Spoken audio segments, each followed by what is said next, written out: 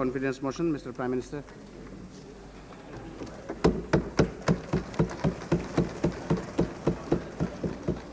Mr. Speaker, sir, with your permission, I move that this House expresses its confidence in the Council of Ministers.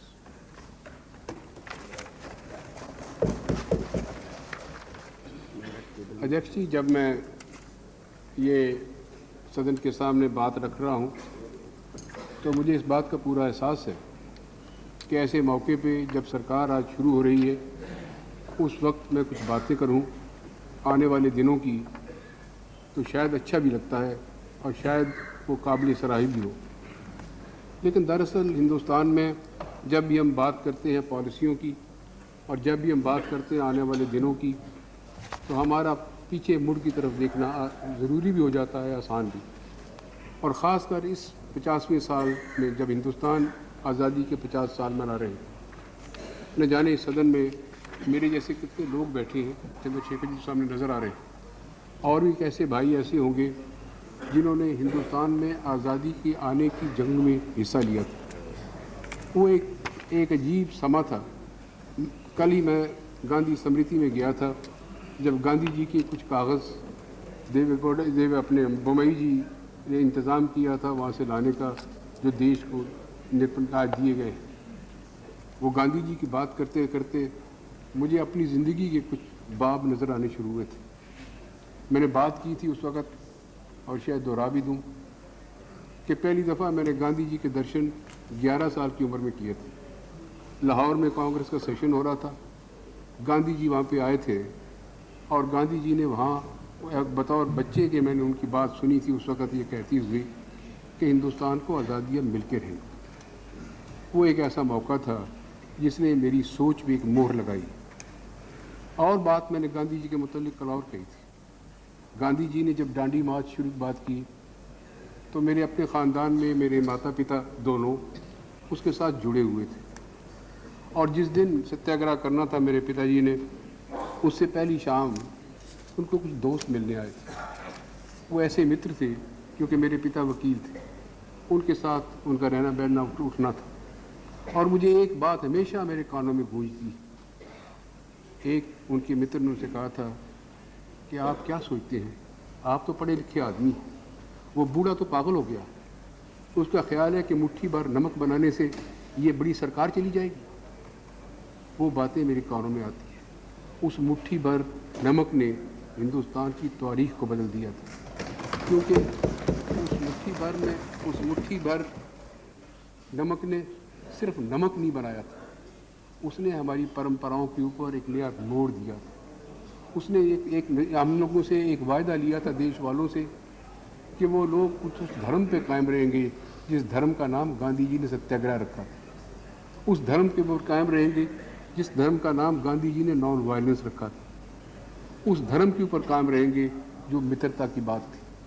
कुछ अखबारों ने पिछले दिनों लिखा मेरे मुतालिक कि मुझे लाहौर का नॉस्टैल्जिया है। जी हाँ है, क्योंकि मेरा पहला नॉस्टैल्जिया वो है जो मैंने कांग्रेस का सेशन देखा था। और जब कभी मैं लाहौर जाता हूँ तो 3 जगह मुझे बहुत याद आती है। एक वहाँ का सेंट्रल जेल था जहाँ मेरे पिता जेल में थे, एक वहाँ का महिलाओं का जेल था जहाँ मेरी माँ कैद थी, और एक बच्चों का जेल था जिसमें मुझे रखा गया। उन 3 जगहों पर जब मैं जाता हूँ तो फिर उन तमाम परंपराओं को याद करता हूँ और सोचता हूँ कि अब जो वायदे हमने किए थे हम कितने उसको पूर्ण कर चुके हैं, कितने नहीं कर पाए। जवाहरलाल जी ने इसी सदन में इसी जगह शायद बैठ के एक बहुत बड़ी बात हमारे सामने कही थी, जिसका नाम उन्होंने दिया था ट्रिएस्ट विद डेस्टिनी। अब जवाहरलाल जी की बात करना छोटा मुँह बड़ी बात। अब ये तो मैं कह सकता हूँ कि जवाहरलाल जी ने जो वायदे किए और जिसके ऊपर वो कायम रहे, उसी से हमारी पॉलिसियाँ बनी हैं। और अगर मैं फिर छोटा मुँह बड़ी बात कहूँ तो पॉलिसियाँ जो ये सरकार बनाएगी, जब तक आप इसको रखेंगे उसी से चलेगी जो ट्रिएस्ट विद डेस्टिनी जवाहरलाल जी ने की। वो वायदे देश के वायदे हैं, वो वायदे कांग्रेस के वायदे नहीं है। वो वायदे किसी एक परंपरा के, किसी एक ख़ास संप्रदाय के नहीं हैं। उसी वायदे में अटल जी भी शामिल हैं, उसी वायदे में जसवंत सिंह भी शामिल हैं, चंद्रशेखर भी शामिल है। और गिनता जाऊँ तो इतने नाम गिनवाऊँ कि आज शाम तक गिनता रह जाऊँ, शायद उसको पूरा ना कर पाऊँ। आज मैं एक ही बात कहने के लिए आपसे खड़ा हुआ हूँ। जब मैं आपसे एतमाद का वोट मांगता हूँ तो वोट इस बात के लिए मांगता हूँ, उस वायदा को पूरा करने को, और गवाही देता हूँ अपने तमाम पास्ट की, और गवाही इस बात की देता हूँ कि उन परंपराओं में जिसमें सेकुलरिज्म की जड़ भरी हुई थी। एक बात मुझे और याद आई थी, 1931 में कांग्रेस का सेशन हो रहा था। मेरे पिता क्योंकि कांग्रेस में थे, मुझे भी साथ ले गए, मैं छोटा बच्चा था। वहाँ कांग्रेस ने पहली दफ़ा रेजोल्यूशन पास किया था कि ये देश डाइवर्सिटीज़ का देश है, इसकी यूनिटी ऑफ डाइवर्सिटी रहेगी। इस देश में धर्म अलग अलग है, भाषाएं अलग अलग हैं, कपड़े पहनने के ढंग अलग अलग हैं, लेकिन फिर भी हम एक हैं। उस एकता को कायम रखने का जो वायदा उस वक़्त कांग्रेस सेशन ने किया था, और कांग्रेस उस ज़माने की पार्लियामेंट्री पार्टी नहीं थी, कांग्रेस तो एक प्लेटफॉर्म था, एक मूवमेंट थी, एक तहरीक थी जो देश को आज़ादी की तरफ ले जा रही थी। वो वायदे आज भी कायम हैं। उसको नाम आगे चल के हमने सेकुलरिज्म का दे दिया, उसको नाम अपने आपस में वर्तन का दे दिया। ये कहने का शुरू किया कि देशवासी जो भी हैं, चाहे किसी धर्म के मानने वाले हों, चाहे किसी जगह रहने वाले हों, चाहे कोई भाषा बोलते हों, किसी धर्म के पीछे जाते हों, हम सब में हम अलग भी हैं, हम एक भी हैं। और इस एकता के नाम के ऊपर मैं दूसरा वायदा आपसे करता हूँ, और वो वायदा ये है कि सेकुलरिज्म की जितनी परंपराएं हैं उनको ये सरकार कायम रखने की कोशिश करेगी। लेकिन एक बात ध्यान रखिए, सेकुलरिज्म खड़ा होता है रिवाइवलिज्म से नहीं, पिछली तरफ मुड़ के देखने से नहीं। हमारी जड़ें मजबूत हैं, हमारी संस्कृति बड़ी अपनी है, जिस संस्कृति पे हमको नाज भी है, फ़ख्र भी है, लेकिन उसके साथ साथ आगे देखते हैं। यही बात जवाहरलाल जी अक्सर कहा करते थे। इसे जवाहरलाल नाम दिया करते थे साइंटिफिक टेम्पर का, कि हम सोच में किस तरह साइंटिफिकली सोचें। जब कोई बिजली का बल्ब जलता नज़र आए तो उसमें आश्चर्य नहीं होना चाहिए, बच्चे को समझाना चाहिए कि बिजली जलती कैसे है, ये इसमें कोई आश्चर्य की बात ना आए। इसी को आज साइंटिफिक टेम्पर कहते हैं। आज से बहुत बरस पहले, गांधी जी से भी पहले, इस देश में बुद्ध आए थे। बुद्ध जी ने एक बात कही थी जो मैं हमेशा याद रखता हूँ। उन्होंने कहा था कि don't believe me because I say so, don't believe it because in such and such book it is so written, always questioning mind, and that to my mind is what is called scientific temper. और उसकी तरफ मेरा तीसरा वायदा है आपसे कि देश को साइंटिफिक टेम्पर की तरफ ले जाना। एक वायदा मेरा और है आपसे, और वो वायदा ये है कि ये देश गरीबों का देश है, ये देश कुचले हुए लोगों का देश है, जिनको सदियों से इंसाफ नहीं मिला, जिनसे अछूतपन का कसूर किया गया, जिनको हाथ लगाना तो एक तरफ, जिनके साय को अगर कोई देख ले तो समझता था कि उसका धर्म भ्रष्ट हो गया। उसको दूर करने की तरफ 50 साल से हम कोशिश कर रहे हैं। कामयाबी हुई है, लेकिन उतनी हुई नहीं। छुआछूत हमारे देश से ख़त्म नहीं हुई। ये कोई ये कहे कि आज उन शेड्यूल कास्ट, शेड्यूल ट्राइब के लोगों को अपना हक मिल गया है, तो ये कहना सच नहीं होगा।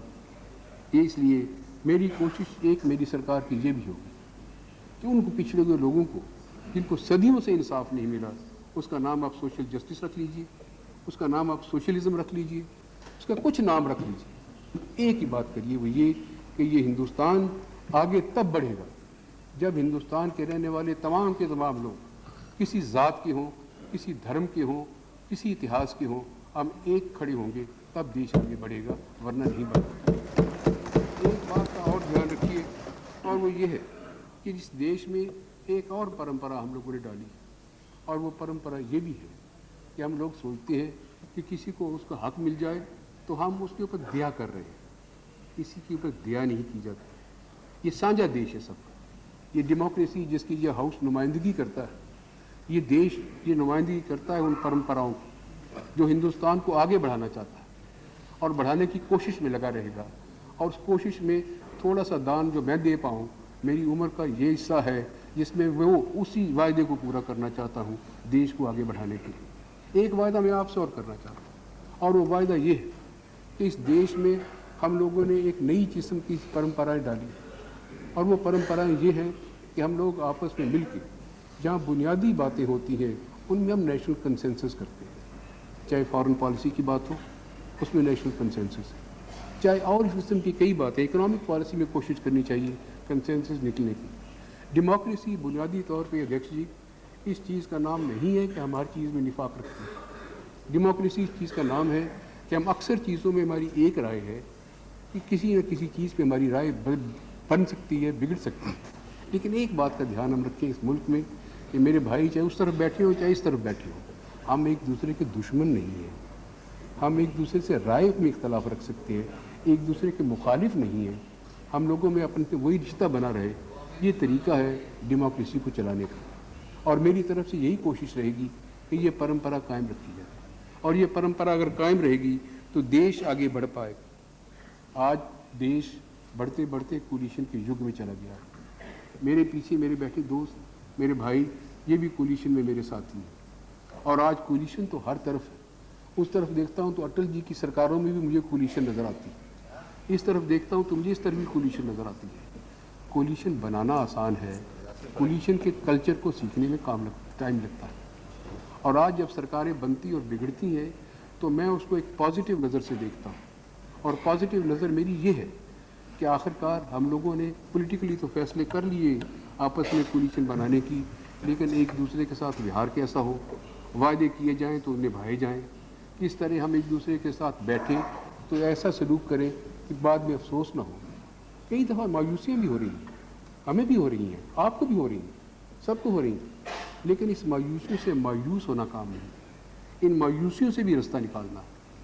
कई पर ऐसी हमारे सामने समस्याएं हैं जिन समस्याओं के ऊपर जब तक चाहे उधर बैठे हो चाहे इधर बैठे हो एक तरह की आवाज़ नहीं उठाएंगे तो बात बनेगी नहीं। मेरे भाई सोच बैठे हैं मेरे पीछे, कश्मीर की नुमाइंदगी करते हैं। आज कश्मीर में हमने एक नया मोड़ लिया, इलेक्शन हो चुके हैं, सरकार बन चुकी है और आज लोगों की नुमाइंदगी कर रही है। इसका मतलब ये नहीं कि दुख दर्द ख़त्म हो गया, दुख दर्द अभी भी वहाँ है। इसलिए उसमें भी मेरी अपील यही है अपने भाइयों से भी, चाहे उस तरफ बैठे हो चाहे इस तरफ। और जब भाई कहता हूँ तो बहनी शामिल है उसमें, सुषमा जी सिर्फ ये नहीं। और जब सुषमा जी की बात मैं कर रहा हूँ तो महिलाओं की बात करना चाहता हूँ। इस देश में महिलाओं को उनका हक नहीं मिला है, ये असलियत की बात है। हम लोग चाहे कहते रहे कि हमारे धर्म में ये लिखा है, हमारे धर्म में वो लिखा है, लेकिन ना घर में, ना समाज में, ना राजनीति में महिला को हक नहीं मिला है। और मेरी कोशिश ये होगी कि महिलाओं को हक दिया जाए, उनको हक मिलना चाहिए। यही बात गांधी जी ने पहली दफ़ा कही थी, यही बात गांधी जी ने 37 में जब पहली सरकारें बनी थी। आप वाकुफ क्यों कर रहे हैं? जब मैं दूसरी बात कह रहा हूँ, जब 37 में सरकार बनी थी, सरकारें पहली दफ़ा बनी थी, देसी सरकारें, अंग्रेज़ के यहाँ रहते हुए, गांधी जी ने 2 बातों पे जिद की थी। एक उन्होंने कहा था कि कोई सरकार नहीं बनेगी जिसमें महिला मिनिस्टर नहीं होगी। दूसरी बात उन्होंने ये कही थी कि कोई सरकार ऐसी नहीं बनेगी जिसमें कोई एक शेड्यूल कास्ट या शेड्यूल ट्राइब का मिनिस्टर नहीं बना। ये भी गांधी जी का वर्षा है जो हमको निभाना है। मैं ये बातें इसलिए कर रहा हूँ बुनियादी तौर पर,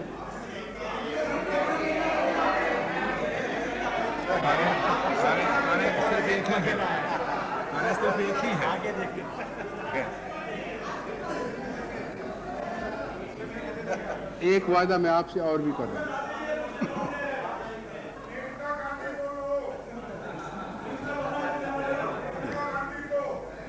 एक वादा मैं आपसे और भी कर रहा हूं, और वो वादा ये है कि हम लोगों को ये भूलना नहीं चाहिए कि इस देश की आबादी कितनी तेज़ी से बढ़ रही है। यहाँ प्रधान मेरे कमरे में तो अभी वो क्लॉक नहीं आया, लेकिन पहले प्रधानमंत्रियों के कमरे में जब मैं जाता था तो वहाँ एक पॉपुलेशन क्लॉक रखा रहता था। और जब मैं पॉपुलेशन की what is the population at this moment जब मैं देख के आता था तो मुझे रात भर नींद नहीं आती थी। आज देखा जाता है कि हमारी आबादी 95 करोड़ से ऊपर निकल गई है। हम लोगों ने ज़बानी बहुत कुछ कहा, हम करेंगे, ये करेंगे, वो करेंगे, कुछ कामयाबी हुई है, उतनी नहीं हुई जितनी होनी चाहिए। और उसमें एक बात का ध्यान रखिए कि ये कामयाबी फैमिली प्लानिंग की तब होगी जब महिला को उसका हक मिलेगा, जब महिला की अनपढ़ता ख़त्म होगी, जब महिला को आप स्कूल और कॉलेज में भेजने के लिए समाज में वातावरण पैदा करेंगे। एक मेरा वायदा ये भी है आपसे कि मैं कोशिश करूँगा उस तरफ जाने की।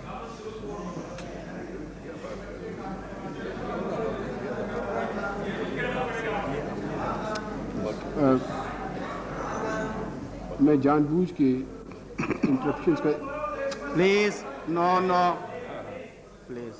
When the Prime Minister speaks, I think you should listen carefully. एक और बात का ध्यान रखिए, वो ये है कि एक दफ़ा स्वीडन में कॉन्फ्रेंस हुई थी, उस वक़्त एनवायरनमेंट की बात की गई थी। मैं उस ज़माने में हाउसिंग मिनिस्टर था, मुझे भी इंदिरा जी के साथ वहाँ जाने का मौका मिला था। एक बात वहाँ निकल के आई थी, एक ये कि पॉल्यूशन और पॉवर्टी ये एक ही सिक्के के दो तरफे हैं, और ये कि ना हमारी एनवायरनमेंट इंप्रूव करेगी जब तक पॉवर्टी में हम डूबे रहेंगे, और जो ही पॉवर्टी की बात चलेगी तब तक हम लोग अनपढ़ता भी ख़त्म नहीं कर पाएंगे।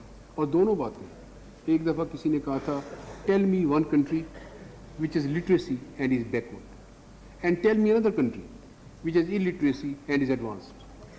तो देयरफॉर एक वादा हमको ये भी करना पड़ेगा कि हम लिटरेसी को ख़ास ध्यान देंगे उस तरफ जाने के लिए। आज और लंबी बातें नहीं कहूँगा, एक दो बातें कह के ख़त्म करूँगा। और एक बात तो ये है कि मेरा इस सरकार से संबंध रहा है जो आज से पहले गई। उसने एक फॉरेन पॉलिसी बनाई थी, जिस फॉरेन पॉलिसी का मुझे आप सब की तरफ से सपोर्ट मिला था। फॉरेन पॉलिसी वही रखी जाएगी, उसी को हम आगे बढ़ाएंगे, उसी से नई किस्म के रिश्ते कायम हो रहे हैं। और इसी से आज भी मैं जब बैठता हूँ अपने दफ्तर में, तो आज जब भी 5 मिनट पहले भी, अब नाम नहीं गिनवाऊँगा उनकी, कि हमारे पड़ोसी मुल्कों से मुझे किस किस्म के मैसेज और किस किस्म के प्यार के टेलीफोन आ रहे हैं। वो बदले हुए माहौल की, बदले हुए वातावरण का एक हिस्सा है जिसकी हम सराहना भी करते हैं। और वो मैं इसलिए मैं नहीं कहता मैंने किया है, वो आपकी कंसेंसस ने किया। और कंसेंसस को कायम रखना इस मुल्क में बुनियादी पॉलिसियों के नाम क्यों, और आज आर्थिक पॉलिसियों के ऊपर भी वही कंसेंसस हमको बनाना भी है, उसको आगे बढ़ाना भी है। कंसेंसस हमारे मुल्क में बन चुका है सोशल जस्टिस के ऊपर, और आज कोई भी पार्टी ऐसी नहीं है खुशकिस्मती से जो आज इस बात को न मानती हो कि हमको उसके लिए और कदम उठाने हैं। मैं एक दो वादे और करना चाहता हूँ। एक वादा ये कि जिसे अंग्रेज़ी में कहते हैं कि ये सरकार, जब तक मैं हूँ इसके सरबराह, ये ट्रांसपेरेंट सरकार रहेगी, और ये सरकार कोशिश करेगी पूरी तरह से कि ये अकाउंटेबल रहे। अकाउंटेबल आप सब, और आप जब भी हमारे कपड़े उतारेंगे मुझे उसमें शिकायत नहीं होगी। और जब भी आप ये कहेंगे कि हमने कहाँ गलती की है, कई गलतियाँ ईमानदारी से होती हैं, उनकी तरफ से आप इंटेलिजेंस आपसे मांगूंगा। अगर कोई गलती नीयत ख़राब होने से हो तो उसके लिए बिना शक मुझे आप क्रिटिसाइज़ करिए, और हर मेरे साथी ने भी जो करेगा जिम्मेवारी मैं खुद ओढ़ूँगा। और अपने साथी किसी को भी, चाहे इस तरफ हो चाहे उस तरफ हो, मैं किसी को प्रोटेक्ट नहीं करूँगा इस बात के लिए। लेकिन साथ ही साथ मैं इस मुल्क में विच हंटिंग नहीं होने दूँगा। वो वातावरण नहीं आएगा। विच हंटिंग नहीं होने देंगे, एक मिनट में लगा दूँगा। ये विच हंटिंग नहीं होने देंगे, ये कहने की ज़रूरत क्या है? क्या विच हंटिंग हो रहा है, अभी तक हुआ है, और आप उसको रोकना चाहते हैं, या विच हंटिंग नहीं होने देंगे ये कहकर जो मामले पड़े हुए हैं उन पर पर्दा डालना चाहते हैं? अटल जी जुमा 8 दिन, मुझे तो भी 24 घंटे आए हुए। मैंने फाइलें भी देखी नहीं, मैंने इसलिए फाइलें भी देखी नहीं है। अगर आप मुझसे ये पूछते कि बांग्लादेश की फ़ाइल क्या है तो मैं बता देता आपको, अगर आप ये पूछते कि CTBT क्या है तो मैं बता देता आपको। लेकिन आपने और जो सवाल किए हैं, मुझे ज़रा कागज़ देख लेने दीजिए, इसलिए वायदे कर रहा हूँ। कागज़ देखने के बाद जो भी आप मुझसे पूछेंगे उसके लिए मेरी जवाबदारी आपके पास रहेगी। Congress party, when gave support to this government, has never asked and will never ask them to do anything. If any case the court will decide. We have not decided. That will be wrong to say that. These people are not decided. That is never what we do. No, don't say that.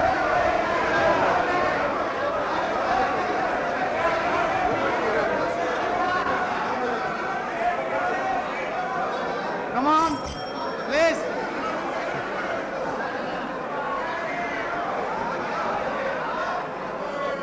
Please. Order, please.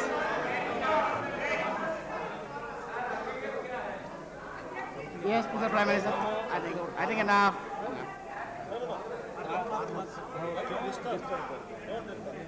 Yes, Mr. Prime Minister. अध्यक्ष जी, असल में मेरे ख्याल में संतोष मोहन देव जी को मेरा हिंदी में बोलना समझ नहीं आया। मैंने कभी ये नहीं कहा कि मुझे किसी ने सिफारिश की है। मैंने कभी ये नहीं कहा किसी की तरफ मैंने उंगली उठाई। न जाने उनको क्यों ये सूझा कि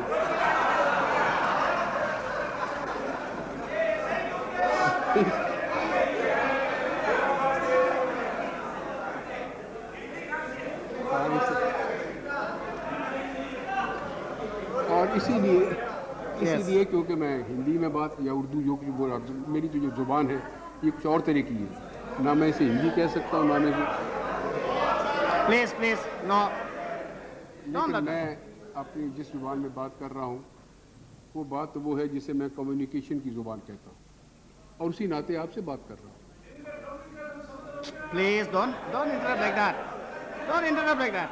No.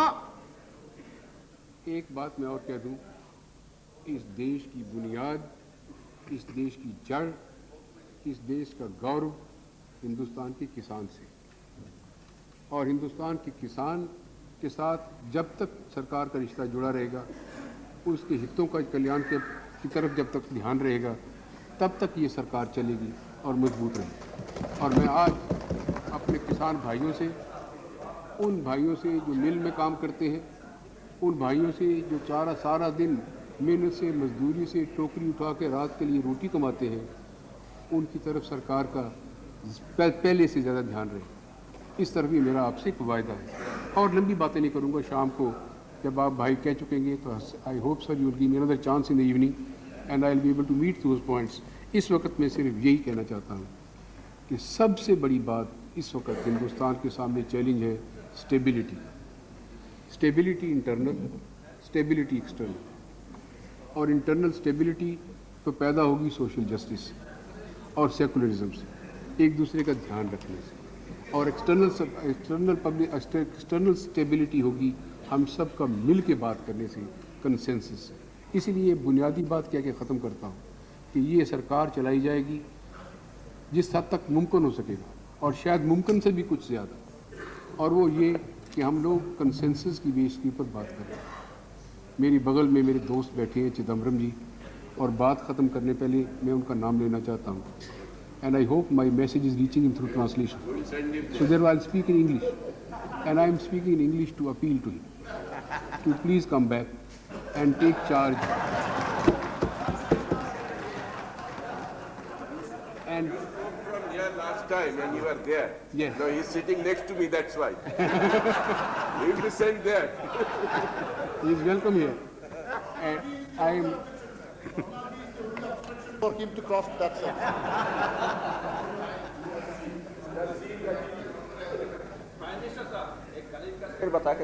अरे दूसरी बात ये कि मुपनार जी से भी मेरी अपील है, आप इस हाउस में भरी सभा में कह रहा हूँ, उनको कुछ लोगों से नाराज़गी हो सकती है, किसी ने कोई गुस्ताखी भी की होगी। मैं उनके यहाँ गया भी था, आज सुबह भी गया था, और मैंने उनको पंजाबी की एक मुहावरा कहा था। वो कहा था कि हमारे यहाँ कहते हैं कि करे दाढ़ी वाला पकड़ा जाए मूंछों वाला, आप हमारे पीछे क्यों? मैंने क्या किया? प्रधानमंत्री जी यहाँ उल्टा है, यहाँ शायद किया मूंछों वाले ने और पकड़ा दाढ़ी वाला गया है। तो मुझे पूरी आशा है कि मेरी इस अपील को जवाब दिया जाए। तो बहुत आभारी हूँ, और इसके साथ फिर से आपकी तरफ से सर मैं ये कहता हूँ कि जो मैंने तहरीक आपके सामने रखी है, मुझे उम्मीद है और आशा है कि सारा हाउस मुझे सपोर्ट करेगा। बहुत बहुत धन्यवाद।